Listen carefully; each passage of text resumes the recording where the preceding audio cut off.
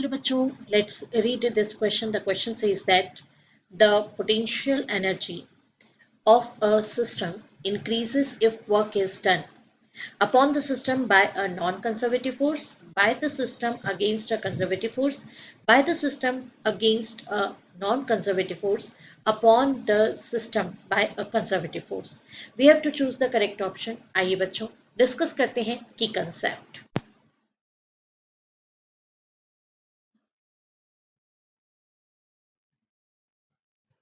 देखिए स्टूडेंट, यहाँ पर जो बात हो रही है पोटेंशियल एनर्जी किसी सिस्टम की इंक्रीज होगी, उसके बारे में बात हो रही है। अगर हम वर्क डन करेंगे और हम क्या करेंगे, वर्क डन मतलब उसमें एक ऑप्शन गिवन है कि अपॉन द सिस्टम हो रहा है, बाय द सिस्टम हो रहा है और कंजर्वेटिव फोर्स के अगेंस्ट हो रहा है या बाय द कंजर्वेटिव फोर्स हो रहा है। साथ ही नॉन कंजर्वेटिव फोर्स की भी बात की है। तो कॉन्सेप्ट में ये बिल्कुल क्लियर हो जाना चाहिए कि कंजर्वेटिव फोर्स क्या होता है और नॉन कंजर्वेटिव क्या होता है। तो कंजर्वेटिव फोर्स क्या होंगे, तो under the effect of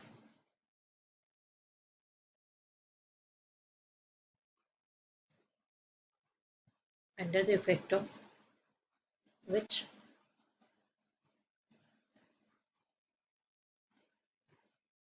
work done is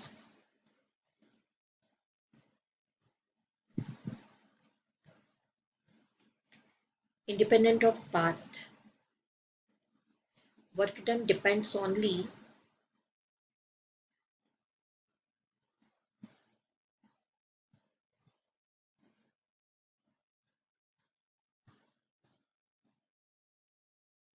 initial and final position.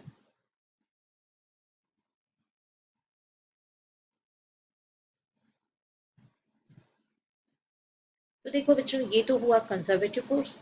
और सेकेंड थिंग, यहाँ एक एग्जाम्पल भी आपको बता देते हैं। फॉर एग्जाम्पल ग्रेविटेशनल फोर्स जो है वो इसका एग्जाम्पल है। इसी बारे में हम अभी बात करेंगे। तो for example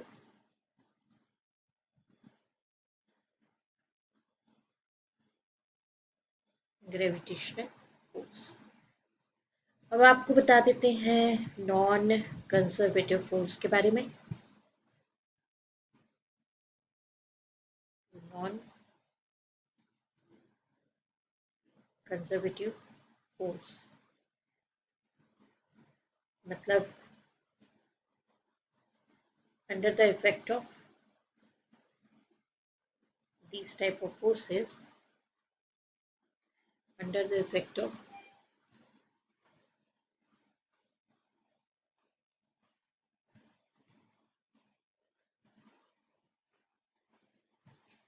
these type of forces,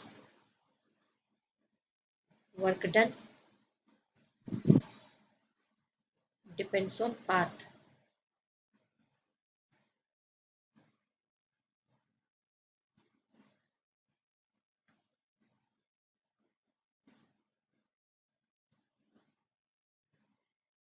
example आपको बता दें, फ्रिक्शन फोर्स।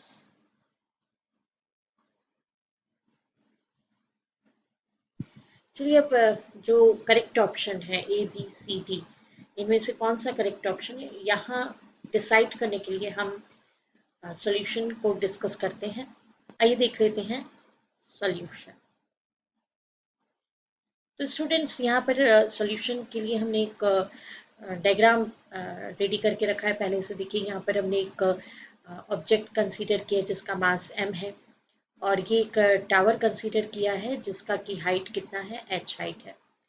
अब आप इसको ग्राउंड लेवल जो है, ये ग्राउंड लेवल पे जब आप रहेंगे, बॉडी यहाँ रहेगी ग्राउंड लेवल पे रहेगी ऑब्जेक्ट की, तो यहाँ पर पोटेंशियल एनर्जी कितना होगा, तो पोटेंशियल एनर्जी इक्वल्स टू 0 होगा। बट इसको under the effect of gravity जब आप शिफ्ट करेंगे टूवर्ड्स द पिलर, अगर मान लीजिए मुझे इसको पिलर पर लेकर के जाना है, यहाँ हाइट पर लेकर के जाना है, तो मुझे ग्रेविटी के अगेंस्ट वर्कआउट करना पड़ेगा और सिस्टम जो है यहाँ पर फोर्स कितना लगेगा, mg फोर्स लगेगा। तो देन वर्क डन कितना होगा, तो ऑब्वियसली वर्क डन होगा force into displacement, that is force कितना है mg और डिस्प्लेसमेंट है h। तो इतना तो वर्कआउट हुआ, वर्क डन हुआ। ये वर्क डन जो है किस फॉर्म में स्टोर होगा, यहाँ पर एनर्जी के फॉर्म में स्टोर होगा according to work energy theorem से। तो ये तो हो गया पोटेंशियल एनर्जी का वैल्यू। तो आप देखिए कि पोटेंशियल एनर्जी यहाँ पर मतलब ग्राउंड लेवल पर इनिशियली पोटेंशियल एनर्जी कितना था, 0 था, जबकि यहाँ हाइट पर गए तो पोटेंशियल एनर्जी कितना हो गया, mgh। तो फर्स्ट थिंग जो हमारे पास आया कि पोटेंशियल एनर्जी क्या हो रहा है, डिक्रीज हो रहा है या इंक्रीज। तो आंसर है कि पोटेंशियल एनर्जी इंक्रीजेस। फिर सिंस हम किसके अंडर में वर्कआउट कर रहे हैं, तो फोर्स कौन सा है, तो ग्रेविटेशनल, ग्रेविटेशनल फोर्स है। और ग्रेविटेशनल फोर्स के लिए यहाँ पर और हमको सिस्टम को यहाँ ऊपर लेकर के जाना था, पार्टिकल को ऊपर लेकर के जाना था। तो वर्क जो है वो कैसा हुआ, वर्क हुआ, वर्क डन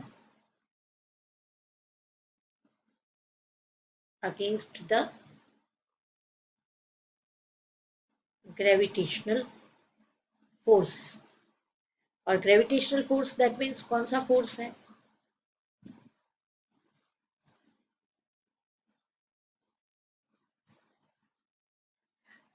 ग्रेविटेशनल फोर्स हम आपको पहले ही बता चुके हैं कि gravitational force that is conservative force.